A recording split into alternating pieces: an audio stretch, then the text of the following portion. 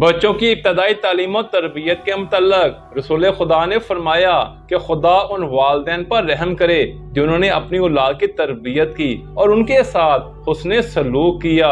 بچوں کے ساتھ پیار و محبت اور مہربانی کا سلوک کرو۔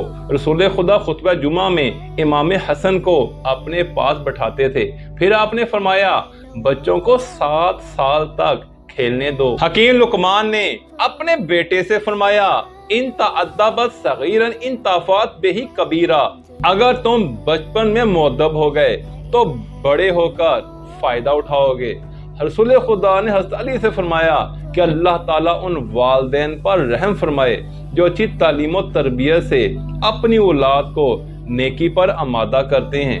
امام زین العابدین نے فرمایا اپنی اولاد کی اس طرح سے تربیت کرو کہ وہ تیری عزت و سربلندی کا باعث بنے۔ رسول خدا نے ایک شخص کو دیکھا جس کے 2 بچے تھے، فقبل احدہما وترک الآخر، وہ صرف ایک کا بوسہ لیتا تھا۔ یہ دیکھ کر آپ نے فرمایا اپنے بچوں کے درمیان مساوات اور عدالت قائم کرو۔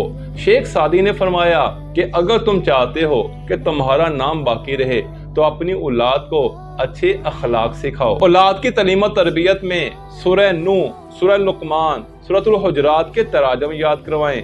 اس سے بچوں میں اخلاق حسنہ کی طرف رغبت بڑھے گی، جبکہ سورۃ القاریہ سے آخرت کا خوف اور سورۃ الہمزہ کا ترجمہ یاد کروانے سے مال و حرص و حوث میں کمی واقع ہوگی۔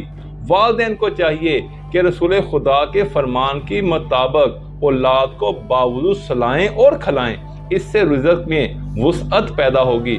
روایت کی روشنی میں معلوم ہوتا ہے کہ بچہ دسترخوان اور بیماری کی حالت میں نسبتاً بہتر سیکھتا ہے۔ تعلیم و تربیت اولاد میں اچھے اساتذہ کا کردار بہت اہم ہے۔ مثلا استاد حوصلہ افزائی کرے گا تو بچہ آگے بڑھے گا۔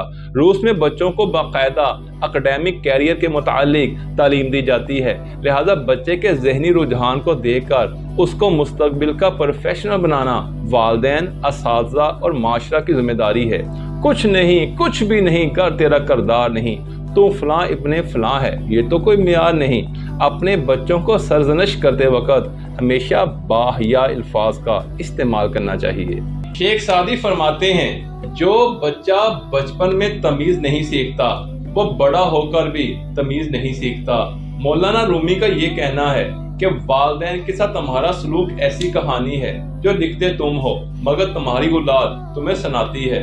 ہمیں یاد رکھنا چاہیے اولاد کے دکھ کے نتیجہ میں مدافعاتی نظام کمزور ہوتا ہے اور امراض کی یلغار ہوتی ہے، لہذا تربیت اولاد پر خاص توجہ دیں۔ مصر کے ممتاز ماہر نفسیات ڈاکٹر امجد الحجروی نے بچوں کی ذہنی نشوونما بڑھانے اور خود اعتمادی کو پروان چڑھانے کے لیے تحقیق پیش کی کہ اگر بچے کی زیادہ تعریف و توصیف کی جائے تو اس کی خود اعتمادی میں اضافہ ہوتا ہے۔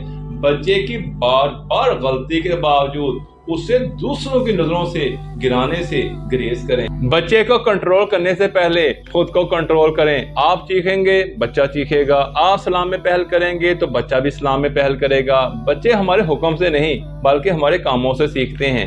بچے میں ابھی سے قربانی کا جذبہ پیدا کر کے 3 روٹیاں ٹیفن میں ڈال کر کہیں کہ بیٹا 1 روٹی تقسیم کر دینا۔ چھوٹے بچے کے کانوں میں سورۃ الحمد، آیت الکرسی اور سورۃ الاخلاص پڑھنی چاہیے، جبکہ بڑے بچوں کو احادیث نبوی اور دیگر قرآنی صورتیں اور آیات کو یاد کروانا چاہیے۔